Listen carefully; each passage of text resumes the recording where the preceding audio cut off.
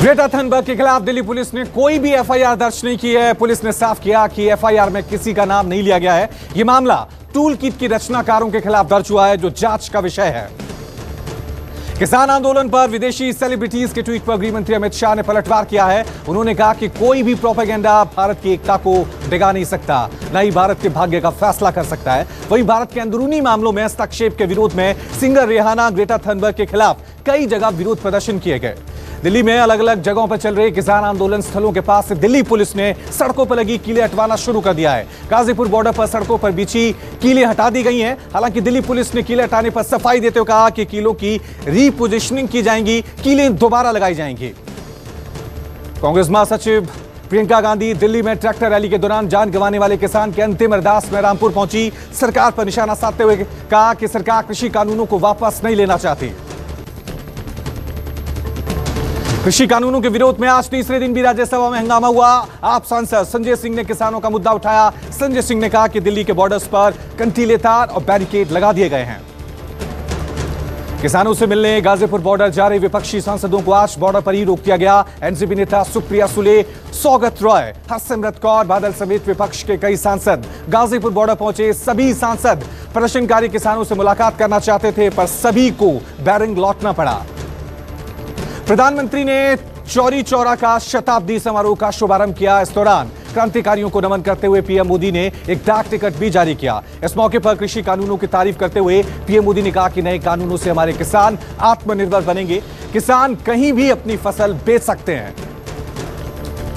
किसान आंदोलन के बीच केजरीवाल सरकार ने दिल्ली पुलिस को डीटीसी बसें वापस लौटाने का निर्देश दिया है। दिल्ली पुलिस ने 500 में से 360 बसें लौटा दी है। इधर बसें वापस मांगने पर बीजेपी नेता संबित पात्रा ने केजरीवाल सरकार पर निशाना साधा और इसे केजरीवाल सरकार का तानाशाही रवैया बताया।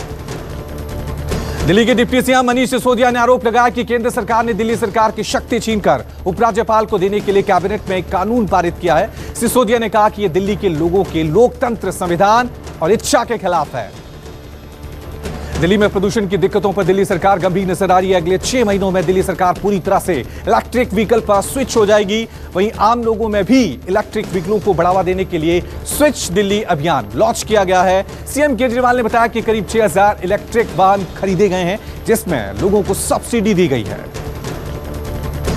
बेंगलुरु में चल रहे एयर शो के दूसरे दिन बीजेपी के युवा सांसद तेजस्वी सूर्या ने तेजस लड़ाकू विमान में उड़ान भरी। वहीं हिंद महासागर क्षेत्र के कॉन्क्लेव को रक्षा मंत्री राजनाथ सिंह ने संबोधित करते हुए कहा कि मित्र देशों को हथियारों की सप्लाई के लिए देश पूरी तरह से तैयार है। सम्मेलन में मालदीव, ईरान समेत कई देशों के रक्षा मंत्री और अधिकारी मौजूद रहे।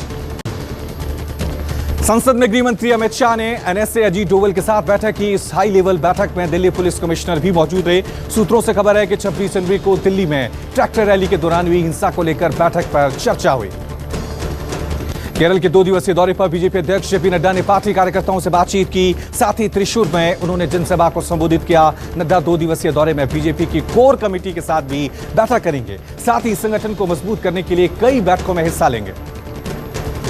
पटना में इंडिगो के मैनेजर रुपेश सिंह हत्याकांड में पुलिस के खुलासे पर परिवार ने सवाल उठाए। हाईकोर्ट की निगरानी में उन्होंने सीबीआई जांच की मांग की है। वहीं विपक्ष भी इसको लेकर लामबंद हो गया है। पटना में कई दलों के राष्ट्रीय नेता राजभवन पहुंचे। नेताओं ने पुलिस की थ्योरी को गलत बताया और राज्यपाल से सीबीआई जांच की मांग की। भारत इंग्लैंड के बीच टेस्ट सीरीज शुरू होने से पहले इंग्लैंड को झटका लगा है। जैक क्राउली चोट के कारण टीम से बाहर हो गए हैं। क्राउली ड्रेसिंग रूम के बाहर गिरने की वजह से चोटिल हो गए थे, जिसके चलते वो भारत के खिलाफ पहले 2 टेस्ट मैचों से बाहर हो गए।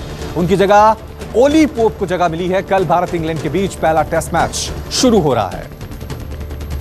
म्यांमार में तख्ता पलट के बाद सैन्य शासन के खिलाफ शुरू हुए विरोध के बीच फेसबुक बैन कर दिया गया है। फेसबुक म्यांमार में काफी लोकप्रिय है और सरकार ज्यादातर घोषणाएं इसी पर करती थी।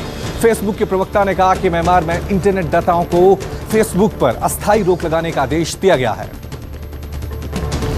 भारत में चल रहे आतंकी गतिविधियों पर संयुक्त राष्ट्र ने बड़ा खुलासा किया है। संयुक्त राष्ट्र ने कहा कि आतंकवादी संगठन ISIL का नया नेता शिहाब अल मुजाहिर भारत में आतंकी गतिविधियों को चलाता है। रिपोर्ट के मुताबिक Islamic state in Iraq and the Levant, Khorasan, Bharat, Afghanistan, Bangladesh, Maldives, Pakistan और श्रीलंका में आतंकवादी गतिविधियों के अभियानों का प्रमुख है। साउथ चाइना सी पर कब्जा करने की कोशिश कर रहे चीन को अमेरिका ने जवाब देने के लिए अमेरिकी नेवी का सबसे खतरनाक और एडवांस्ड वॉरशिप निमित्ज को तैनात कर दिया है। पेंटागन ने खुद इसकी पुष्टि की है। निमित्ज से पहले इस इलाके में थियोडोर रूजवेल्ट वॉरशिप तैनात है। एक हफ्ते में अमेरिका ने अपना दूसरा वॉरशिप साउथ चाइना सी में तैनात किया है।